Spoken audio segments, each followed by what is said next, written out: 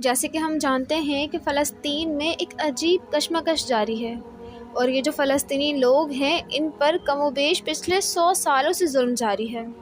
1948 کے اندر اسرائیل کو ایک ریاست بنا کر پیش کیا گیا تھا، اس وقت سے فلسطینیوں پر ظلم ہو رہا ہے۔ اب بھی ان کو چاہیے کوئی فاروق اعظم جیسا۔ حدیث میں آتا ہے، نبی کریم صلی اللہ علیہ وآلہ وسلم سے پوچھا گیا دنیا میں پہلی مسجد کون سی بنی؟ آپ نے فرمایا مسجد الحرام یعنی خانہ کعبہ۔ پوچھا گیا دوسری مسجد؟ فرمایا مسجد اقصیٰ۔ مسجد اقصیٰ یہ کوئی عام مسجد نہیں ہے، یہ وہ مسجد اقصیٰ ہے جب معراج کی رات رسول کریم وہاں پہنچے تو کم و بیش 1.25 لاکھ نبی نمازی بنے اور ہمارے نبی نے امامت کی۔ یہ وہ مسجد ہے جس کو حضرت سلیمان علیہ السلام نے تعمیر کروایا۔ یہ وہ جگہ ہے جہاں حضرت عیسیٰ علیہ السلام پیدا ہوئے۔ یہ وہ مسجد اقصیٰ ہے جس کا ذکر اللہ پاک نے قرآن پاک میں کیا ہے۔ 17 ہجری کا واقعہ ہے، جب فاروق اعظم رضی اللہ تعالیٰ عنہ کا زمانہ تھا، اس وقت وہاں یہودیوں کا قبضہ تھا، اور آپ رضی اللہ تعالیٰ عنہ نے اس کی طرف پہلا لشکر بھیجا جس کے سربراہ تھے حضرت عمر بن عاص رضی اللہ تعالیٰ عنہ۔ یہ نبی پاک کے جلیل و قدر صحابی ہیں۔ حضرت عمر بن عاص نے جب وہاں پیش قدمی فرمائی تو یہودیوں نے آپ کے نام ایک خط لکھا۔ اس میں لکھا تھا کہ تم یہ ہمارا بیت المقدس کا علاقہ فتح نہیں کر سکتے۔ کہنے لگے یہ ہماری کتابوں میں لکھا ہے کہ ایک بندے کا نام لکھا ہے اور اس کی نشانیاں لکھی ہیں، وہ بندہ آئے گا تو ہی یہ فتح ہوگا ورنہ نہیں ہوگا۔ یہ دیکھ کر حضرت عمر بن عاص نے قسم اٹھائی، کہنے لگے قسم ہے اس کعبے کے رب کی، ہم کامیاب ضرور ہوں گے۔ جنگ شروع ہوئی اور 4 مہینوں تک جنگ جاری رہی، لیکن شہر فتح نہیں ہوا۔ لیکن مسلمانوں کے جنگی انداز نے ان کی ناک میں دم کر دیا۔ 4 مہینے کی جنگ کے بعد یہودی بھی تنگ آ گئے۔ یہودی فوج کا سربراہ کہنے لگا جنگ ختم کرو، اپنے سربراہ کو بھیجو، ہم بات کریں گے۔ حضرت عبید بن جرح اور حضرت عمر بن عاص تشریف لائے۔ وہ کہنے لگا آپ نے 4 مہینے لڑ لیا، دیکھ لیا کہ یہ اس طرح شہر فتح نہیں۔ حضرت عبید بن جرح کہنے لگے ہم بھی لڑ رہے ہیں، تم بھی لڑو، کبھی نہ کبھی تو ہوگا۔ یہودی کہنے لگا نہیں، ہم لڑائی سے تنگ آ گئے ہیں۔ آپ نے عرض کیا پھر کیا کریں؟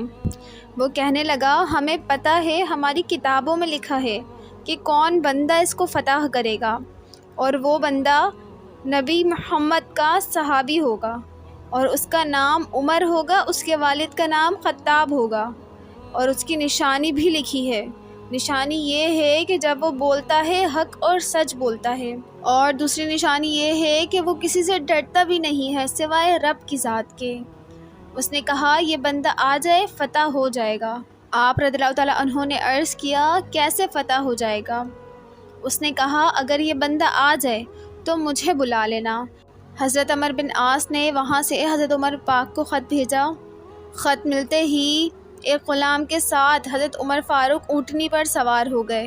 غلام سے کہنے لگے آدھے راستے تم اونٹنی پر سوار ہوگے، آدھے راستے میں سوار ہوں۔ جب آپ وہاں پہنچنے والے تھے تو غلام کے اونٹ پر بیٹھنے کی باری تھی اور آپ رضی اللہ تعالیٰ عنہ کے چلنے کی باری تھی۔ غلام کہنے لگا حضور آپ بیٹھ جائیں، لوگ کیا کہیں گے، غلام اوپر بیٹھا ہے اور آپ نیچے چلتے ہیں۔ فرمایا نہیں، یہ تو ناانصافی ہے، اور عمر کبھی ناانصافی نہیں کر سکتا، تمہیں اونٹ پر بیٹھنا پڑے گا۔ حکم کے مطابق غلام اونٹنی پر بیٹھ گیا۔ کچھ آگے چلے تو دیکھا راستہ ایک ہے اور وہاں کچھ پانی کھڑا ہے، لیکن آپ نہیں رکے۔ غلام اوپر بیٹھا ہے اور آپ اس پانی میں سے پیدل گزر گئے۔ سارا جہان دیکھ رہا ہے، یہ ہے عمر فاروق، یہ وہ حکمران ہیں جنہیں دیکھ کر شیطان بھی راستہ بدل لیتا ہے۔ آپ جب وہاں پہنچے تو اس یہودی کو بلایا گیا۔ وہ آ کر بڑی غور سے حضرت عمر کو دیکھنے لگا۔ کئی دیر دیکھنے کے بعد جب وہ بولا تو کہنے لگا قسم خدا کی یہی عمر بن خطاب ہیں۔ کہنے لگا ہمیں معاف کر دو، ہم 4 مہینے تک جنگ کرتے رہے، اس کے بعد معاہدہ کیا، اور معاہدے کے بعد 400 سال تک وہاں پر اسلامی حکومت رہی۔ اتنے طویل عرصے میں پھر کچھ غدار حکمران اس میں شامل ہو گئے تو پھر اس پر عیسائیوں نے قبضہ کر لیا۔ پھر 87 سال تک ان کا قبضہ رہا، اور 87 سال کا قبضہ چھٹانے والے تھے سلطان صلاح الدین ایوبی، اور انہوں نے ایسا قلعہ فتح کیا کہ 700 سال تک مسلمانوں کی حکومت رہی۔